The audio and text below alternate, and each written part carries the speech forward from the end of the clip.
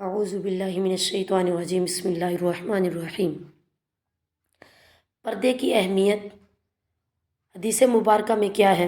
حضرت ابن مسعود رضی اللہ تعالیٰ عنہ فرماتے ہیں کہ رسول کریم صلی اللہ تعالیٰ علیہ وسلم نے فرمایا، عورت عورت ہے، یعنی پردے میں رکھنے کی چیز ہے۔ جب وہ باہر نکلتی ہے تو شیطان اس عورت کو گھورتا ہے، یعنی کسی اجنبی عورت کو دیکھنا شیطانی کام ہے۔ حضرت ابن شہاب رضی اللہ تعالیٰ عنہ فرماتے ہیں کہ مجھے حضرت سیدنا انس رضی اللہ تعالیٰ عنہ نے بتایا کہ رسول کریم صلی اللہ تعالیٰ علیہ وسلم مدینہ منورہ میں تشریف لائے۔ میں اس وقت 10 برس کا تھا۔ میری ماں مجھے رسول کریم صلی اللہ تعالیٰ علیہ وسلم کی خدمت کرنے کی ہدایت کیا کرتی تھی۔ میں نے 10 برس تک سرکار مدینہ صلی اللہ تعالیٰ علیہ وسلم کی خدمت کی۔ جب سرکار مدینہ صلی اللہ تعالیٰ علیہ وسلم کا وصال ہوا تو میری عمر اس وقت 20 برس تھی، اور پردے والی آیت جب نازل ہوئی تو مجھے اس کا زیادہ پتہ ہے۔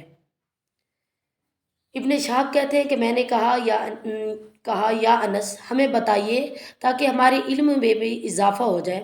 حضرت انس رضی اللہ تعالیٰ عنہ نے فرمایا، جب سرکار دو عالم صلی اللہ تعالیٰ علیہ وسلم نے حضرت سیدہ زینب بنت جاش رضی اللہ تعالیٰ عنہما سے نکاح فرمایا، صبح کے وقت لوگوں کو دعوت ولیمہ پر مدعو کیا، یعنی دعوت ولیمہ پر بلایا۔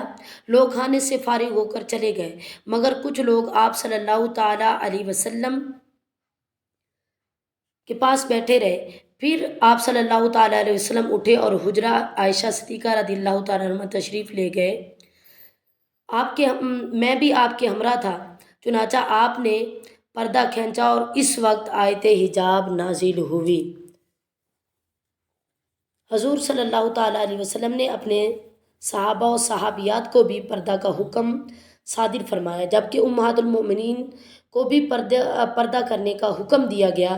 چنانچہ اسی حوالے سے ایک حدیث پاک آپ کی خدمت میں عرض کرتی ہوں۔